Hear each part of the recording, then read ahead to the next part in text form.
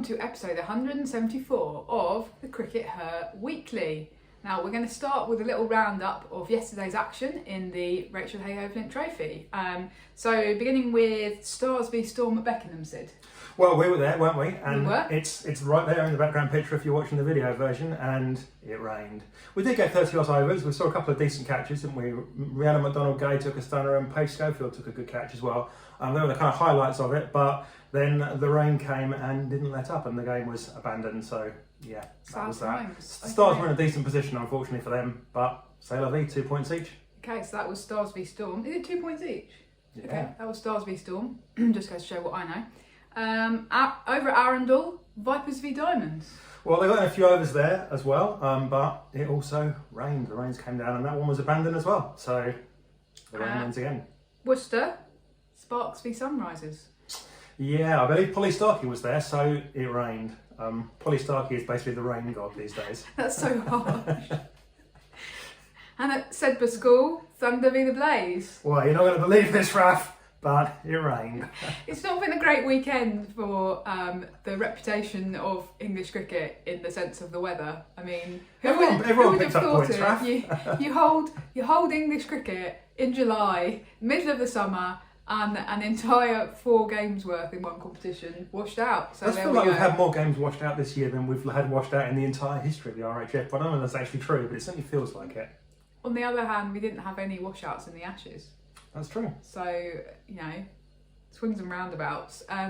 Yeah, we were going to record actually at Beckenham, but we probably would have got blown away / drowned, so we decided it wasn't a good idea. But we did bump into Alex Blackwell, which was great. Yeah, nice chat to her. I met her gorgeous daughter, who's about 2 years old now, sort of toddling around with a little football.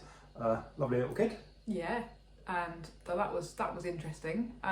So let's talk about the situation in the Rachel Hayhoe-Flint Trophy, Syd, because you ran your league table software. Have you done that? Yeah, well, I got a new computer, Raf. I got a brand new. My day job bought me a brand new MacBook Pro, really top of the range one. So it's about 10 times faster than the previous computer. So I was like, let's have a go at running the table analysis software. There's only 25 games left. Do you know how long it would have taken to run the entire program, Raf? How long? 92,000 years. Oh. Probably not worth it, because we probably will know the actual result by the time your software's finished. In that case. I figured we didn't have that long. We had to record the broadcast. If I'd asked you to hang around for waiting for 92,000 years, you might have got a bit grumpy and a bit hangry. So, Okay. Yeah. But the bottom line is, look, it's a much longer season this year. Yeah. All these games left. So basically, every team's still got 30 odd points to play for. Yeah. So there's no doubt that every team can still qualify. Yeah. And we're still quite a long way from that crunch point where teams start going out, because and what great news is it that overall that there are so many games for the players to play, because compared to the Australian season now, we're playing a lot more one-day cricket for our domestic players. Our domestic players are going to come out of this season having played 20 plus matches, so and that's not even including the 100. That's so true. It's fantastic. And it was interesting because Alex Blackwell was obviously there yesterday, partly to sort of get a sense of the standard and the sort of situation for English domestic cricket, having not really had an opportunity to see any or very much in recent years. And she did actually ask us what we thought of the new system, and I said I think it's bedding in really nicely. And you've got to say that one of the reasons for England being so successful in the Ashes, as we're going to talk about in a minute, is that new system. So credit where credit's due. It's working. It's turning out players who have more match practice, more match experience, are more professional. It's bringing up players like Danny Gibson into the international setup who are used to a higher standard of cricket, and it's doing its job, I would say. Yeah, absolutely. Okay, well, let's talk about the Ashes, Syd, because we have been back at home for a few days, and I've got to say, it's quite nice in some ways, because I feel like I've barely slept in my own bed for about a month, having also, not just the Ashes, but having also fitted in a trip up to Glasgow for a conference. And in last week's episode, which we recorded at the Ageas Bowl, and we should apologise maybe for the sound quality being slightly less good than it normally is, because apparently we were stood right next to an air conditioning unit without realising. But I've got to say, I don't remember a huge amount about what I said, because I was so freaking tired.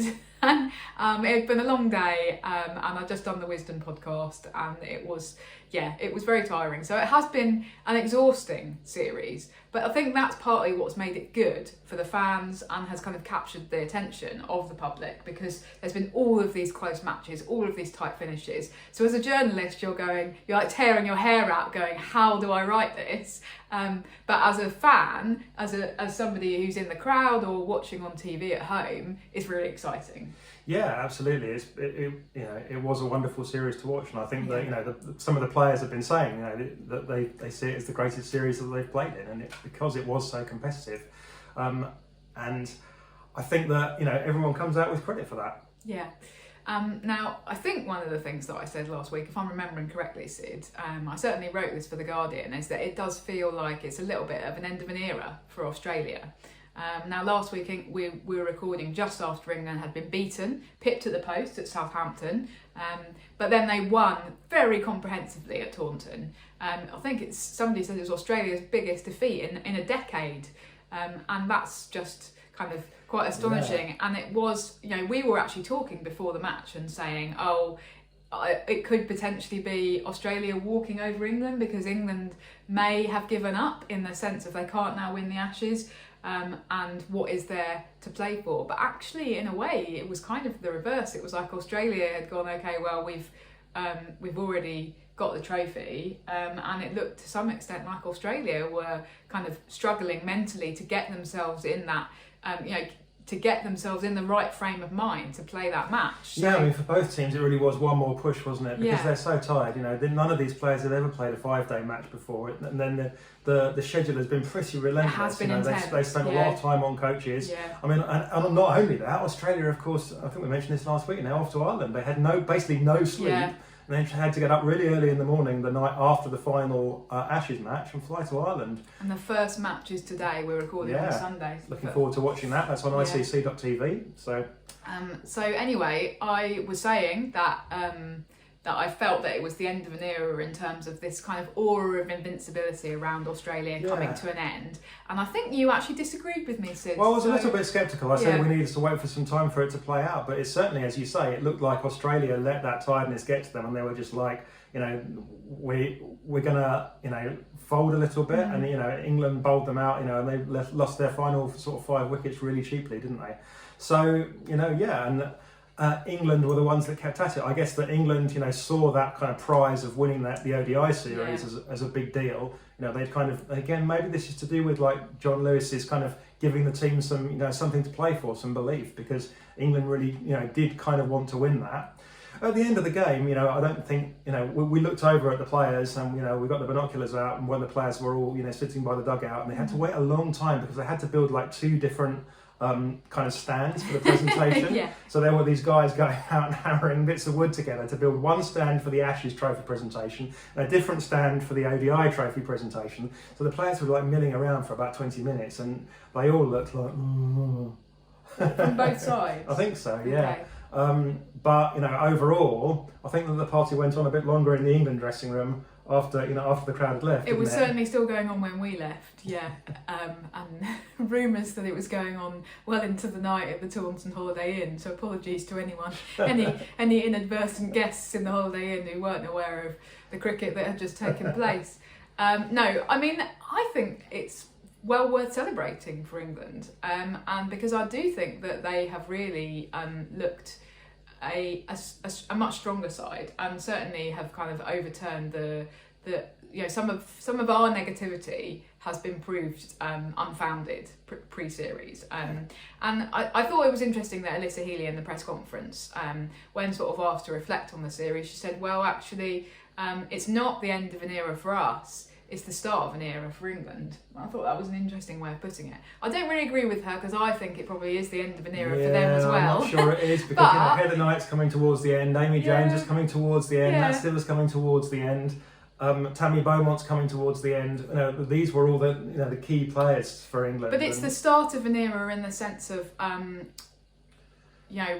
with John Lewis at the helm, and with some younger, exciting players coming through like Alice Capsey.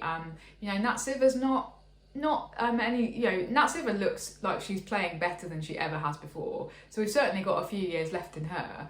And by contrast, what Alyssa Healy said was, well, Australia have lost 2 of our senior players in the last 12 months. So Rachel Haynes and obviously Meg Lanning. And she said, we don't know whether Meg Lanning's coming back or not.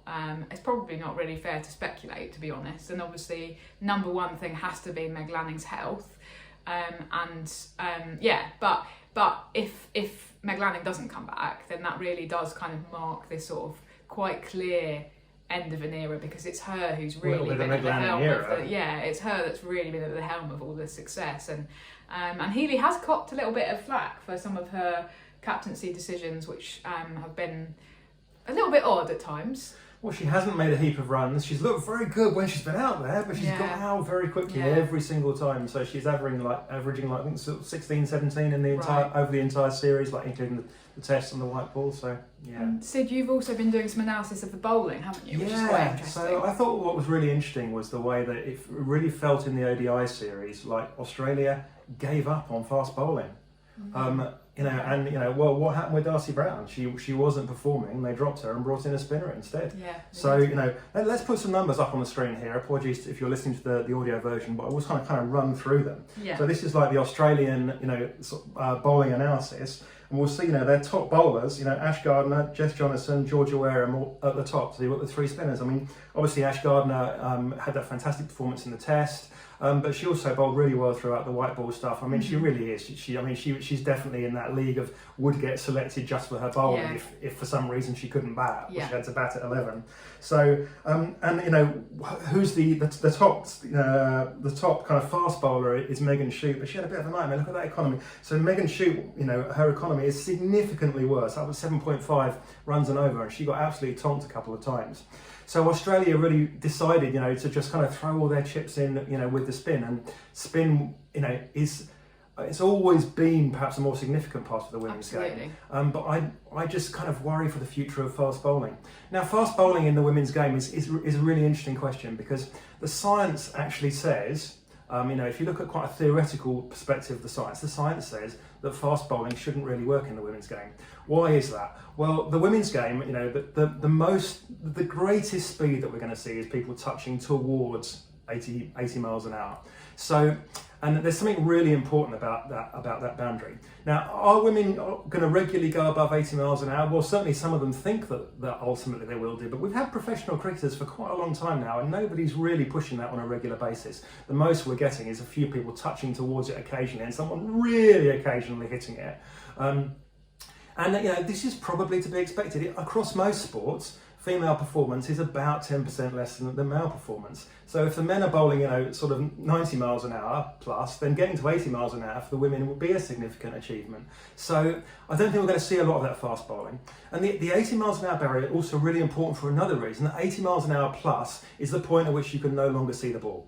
What I mean by that is that the human eyes aren't quick enough to track the ball if it's going much more than 80 miles an hour, and you have to a certain extent anticipate what the ball's going to do. You have to watch what the bowler's doing and kind of guess. So that's what the men that are facing people like Mark Wood are having to do. They're having to basically kind of, a very educated, intelligent guess, but having to guess where the ball's going to end up. Whereas if the bowler is bowling at less than 80 miles an hour, the sort of 75, that kind of range, then you can see the ball. So there's a significant difference between the damage that an 80 plus miles an hour bowler can do and someone that's not bowling at 80 miles an hour. So I think that those things are important to remember. And we can sort of see that in the results, that the fast bowlers, they are taking wickets. Have you looked at the England bowlers? We'll come back to the England bowlers. We'll come to the England bowlers in a minute, because the fast bowlers are in some cases taking wickets. Let's put the England figures up there. We'll see that Lauren Bell actually, but she was also expensive, but she did take wickets. So Lauren Bell took 11 wickets, and this is in the white ball stuff. She took 11 wickets. She was England's leading wicket taker in the white ball stuff. England gave her a lot of overs. She bowled more than anybody except Sophie Eccleston in the white ball, but she was expensive. Now, you're prepared to pay that price for a bowler being expensive if they're taking those wickets. But if they're not taking wickets, as Shute didn't, Shute only took 6 wickets in the white ball, then that expense, you have to ask if that is worth it. And that's an open question, but I just think that people are going to be increasingly looking at these numbers and going, I'm not sure that fast bowlers are worth it. And the Australian decision in these series to focus on spin, might be something that we're going to see a lot more of in the future. I think it's really interesting because I think that some of it is that the players and the support staff maybe get swayed by and excited by all of the chat in the media about breaking the 80 miles per hour barrier, and potentially individuals get excited about I'm going to be the first woman to do that. But as you say, what we saw in this series was, Lauren Filer in the test did send down a couple of overs where she was reaching 76 miles per hour on a couple of occasions. And it did make the Australian batters look uncomfortable because they won't be used to facing those speeds, but she wasn't able to maintain it. And she certainly, as I understand it, we don't get the consistent speed guns, but she didn't ever breach 76 miles per hour, right? So that kind of supports what you're saying. I think that the media have to take some responsibility for this, though, because I do think that there's this thing. The media take responsibility, Raf. Well, kind of what you've just said, actually, Sid, is going, bowling above 80 miles per hour is more exciting and it's more interesting and it's scarier. And actually, what we need to be doing is reframing that and going, well, no, what it means is that women's cricket is more skilled and the fast bowlers have to have more variation and they have to be more accurate. And that in itself is, those are all skills that we should be valuing more.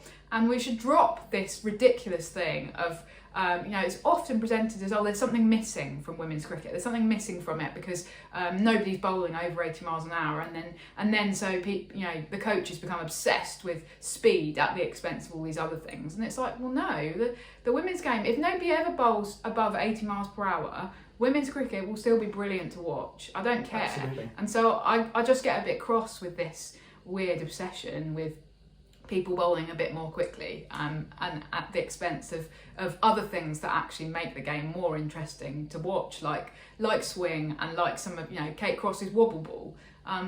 There isn't anything better than watching one of those, I think. Yeah, absolutely. Okay. So the other big kind of debate or question that's been raised, Sid, is, and partly because of the way that the series turned out, in the sense of it finished at 8 points all, so it was drawn, but also England won more matches than Australia.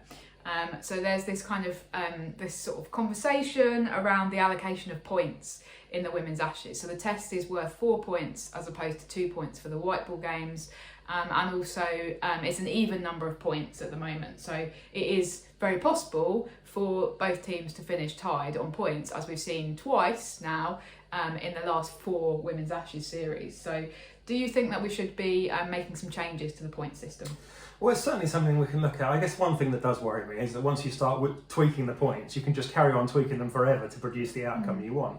It's very similar to looking at kind of rankings and stats and things. If you want to, allocate points to something, you wind up like tweaking the points, going, well, I think that this should be the outcome, therefore I'll tweak the points to create that outcome. So there was an interesting tweet from one of the Australian journalists saying, well, what we should really be looking at is making the test an odd number of points. And this will change everything, because then, as long as all the games get completed, then we'll get a clear winner. Because, you can't draw it if the test's an odd number of points. And it's like, well, okay, but then you have to decide which odd number. Because if the test had been worth 5 points, Australia would have won the Ashes. If the test had been worth 3 points, England would have won the Ashes. So you ask anybody, every England fan to be, I think that I've thought about this very deeply and philosophically, and 3 points is exactly the right. And every Australian's in there, I've thought about this very deeply and philosophically, mate, and I think 5 points is... I just want to apologise to all of our Australian viewers and listeners for Sid's appalling attempt at an Australian accent. So apologies for that. We're gonna get banned from entering Australia by the Prime Minister or something, Sid, if you keep up with that. Anyway, yes, I totally appreciate the point that you're making in whatever accent you're trying to make it. That actually, you can twiddle around with the points till kingdom come. But I ultimately think that an 8-8 draw on points in the series is a fair reflection of where these two sides are. They've been very evenly matched. Yeah, no, you're right. I think the really silly thing this time was to go back to those stands they built, and they built a big stand for the Ashes trophy presentation and it had a huge thing on the bottom that said series drawn, and then the Australians had to have their photo taken holding up the trophy above a thing that said series drawn. And you're just like, you look at this and you're like, to anyone that's not a cricket insider, this is madness. Yeah. Series drawn, we've won the trophy. I mean, were they then going to let England go and lift the trophy with a series drawn? If you're a cricket fan, you understand this. But we work so hard, actually, to try and reach out to non-cricket fans and go, you know, our sport is easy to understand and simple, and you can come in and you can be part of our sport. Oh, and by the way, we've got a thing where if you draw the series, you still get to hold up the trophy. It was a bit bonkers because obviously, as many people have pointed out, England won the match, they drew the series, and they lost the Ashes all on the same day. And trying to explain that to a non-cricket fan is very difficult. The other thing on this subject about points is that lots of people have been saying, oh, you should have bonus points if you win the ODI series or the T20 series, or you know, if you win it on a Tuesday, then you get 3 bonus points, and if you win it on a Thursday, then you get 4 bonus points. Basically, what I'm saying about the bonus points thing is it makes it more complicated. It's already every single time I write a piece for The Guardian about the Women's Ashes, I have to say, by the way, it's multi-format, it's on points, the test is worth 4, each white ball game is worth 2. And you have to just repeat it because people are still a little bit like unfamiliar with this. So to then twiddle it again is actually, you know, it just makes it, and to introduce an added layer of complexity by having bonus points, I think just might potentially alienate some people who don't engage with women's cricket as much as we do. Well, I'm with you, Raf. I think a draw was the right outcome in terms of, you know, the 2 very evenly matched sides on the days. You know, I just think it was a bit silly that the Australians got made to lift the trophy at that point. Because you have mooted on Twitter the possibility that maybe we should not have this thing in the Ashes whereby the holder gets it, you know, the holder effectively gets a leg up, don't they? Yeah, they get to retain the trophy if the series is drawn. And I think that, you know, maybe we should look at that and go that that's silly, especially if you're going to put up a big banner saying series drawn and then have people lifting the trophy over it. I've got to say that from here, I'm kind of sympathetic to your perspective, because what's going to happen now is going into the next Women's Ashes, which currently is due to be played in Australia at the start of 2025, is Australia are going to get that leg up because they're the current holders, okay, even though this series was drawn. So you could go, okay, well, they got a leg up this time because last time they won 12-4 on points, so they kind of deserve their leg up. They don't deserve a leg up next time because it was drawn. So that's when you have to kind of go, oh, the Ashes thing, the Ashes holder becomes a bit silly, don't you think? Well, I agree anyway, regardless of that, Raf. So. Okay. Anyway. Right, let's wrap things up there. Thanks for sticking with us throughout the Women's Ashes. Next up is the 100, whenever that's starting, quite soon I think. So I guess we might be talking about that next week. But for now, bye-bye. Bye.